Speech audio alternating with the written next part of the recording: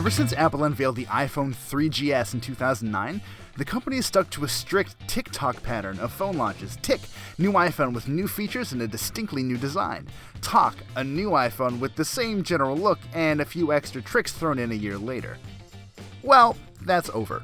Apple just broke free of that rhythm with the new iPhone 7 and 7 Plus, and at first it's easy to look at them as just another year's worth of modest updates. That's not entirely fair. These things aren't boring. Beyond just being the most technically impressive smartphones Apple has ever made, the iPhone 7 and 7 Plus might also be the most divisive iPhones in recent memory. Let's take a closer look. Before we go any further, yes, the 7 and 7 Plus look a lot like the 6S and 6S Plus. Apple clearly thought the iPhone body we've been using for the past 2 years still had some mileage left in it, which is a little disappointing. The 7 and 7 Plus are as impeccably put together as always, but Apple's own cadence trained us to expect something new. I'll get over it, I guess.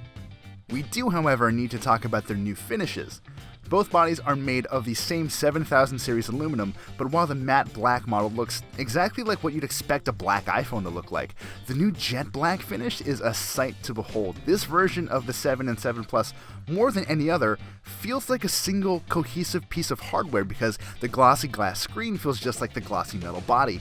It's beautiful, until it starts picking up fingerprints and scratches. As usual, the 7 and 7 Plus are mostly identical, aside from the obvious things.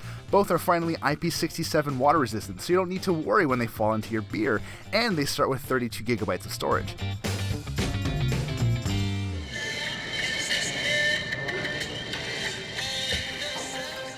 Both have stereo speakers that are significantly louder than the ones we got in the 6S siblings, even though they're not quite as immersive as the HTC ones used to be. Screen sizes and resolutions haven't changed either, but the 7 and 7 Plus have wide gamut displays that look more vivacious and punchy, if not actually any crisper. Both run the company's new A10 Fusion chipset, a quad-core affair with 2 high-powered cores and 2 long-lasting cores that run about 20% as fast as the others. There's no actual difference in performance between the 7 and 7 Plus, in case you were wondering, even though the smaller version has 2GB of RAM compared to the Plus's 3GB. I restored these new iPhones from backups of our 6S, and the differences were immediately clear. There's almost no delay at all between when you tap an app icon and it launching, and in day-to-day use, I just kind of stopped thinking about performance altogether. That's the holy grail that these companies are chasing, performance that is so effortlessly good that you never need to pay attention to it, and Apple's getting really close. Even better, the 7 and 7 Plus have noticeably better batteries than the models that preceded them. The smaller iPhone 7 routinely got me through a day and a half before giving up the ghost, and I could usually count on the big old 7 Plus to stretch into 2 days.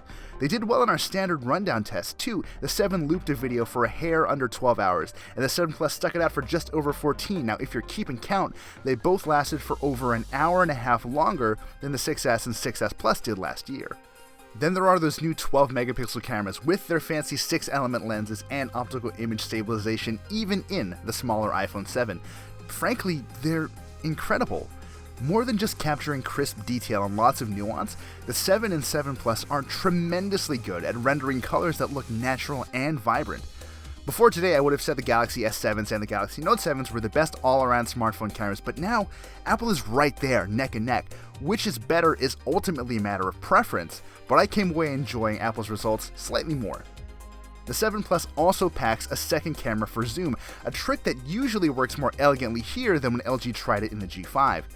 Sometimes, though, the white balance of a subject changed as the phone transitioned from one camera to another, which was just kind of more weird than annoying. Most of the time, though, it's just a cool trick to have. There are, however, a few things that'll rub some people the wrong way, and I'm not just talking about this very familiar design.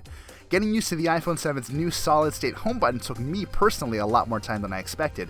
If you're an iPhone newcomer, you have nothing to worry about, but after years of clicking and double-clicking and long pressing a movable button, the shift to a button that doesn't move and makes the whole phone vibrate is just kind of jarring for a while. And of course, there's the elephant in the room, the removal of the standard headphone jack, a decades-old connector that many people just didn't see the point in giving up on.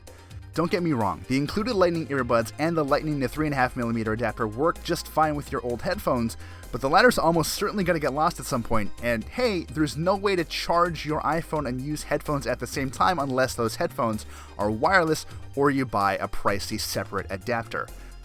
Look, I get Apple's rationale, and I personally don't mind the move all that much because A, the AirPods are pretty good, and B, I've started using the Moto Z pretty frequently, and that also doesn't have a headphone jack. Still, this backlash isn't going anywhere for a while, so I hope Apple's buckled in for the ride. At the end of it all, these are easily the best phones Apple has ever made, and for a lot of people, their search for a new smartphone will start and stop right here. I'd personally go with the 7 Plus because of its beefier battery and its zoomy camera. Then again, the lack of a headphone jack will just alienate some people, and still others will be disappointed by an approach to design and functionality that, to be completely frank, doesn't feel all that exciting. Apple chose evolution over revolution this year, and while the results are the most technically impressive iPhones to date, well, it's just going to have to deal with the stigma of feeling a little stale.